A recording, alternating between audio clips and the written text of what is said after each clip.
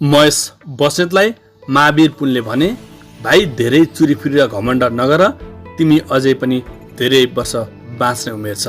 सरकारी सेवा र सुविधा नलिने घोषणा गरेका मन्त्रीले पहिले अवैध रूपमा अकुत सम्पत्ति कमाएको आरोप लगाएका नेकपा एमालेका नेता महेश बस्नेतलाई शिक्षा मन्त्री महावीर पुनले धेरै चुरीफुरी र घमण्ड नगर्न चेतावनी दिएका छन्।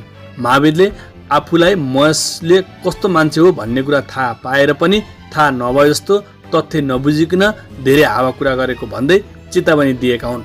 आफ्नो घर र गाड कहाँ छ भनेर देखाउन पनि महावीरले महेश बस्नेतलाई चुनौती दिएका छन्।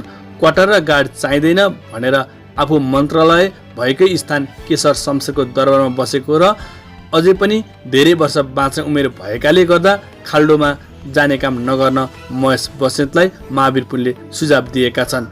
महावीर पुनले फेसबुकमा लेखेका छन्, महेश भाइ, मलाई क्वार्टर चाहिँदैन, मलाई गाड चाहिँदैन भन्ने मै हुँ।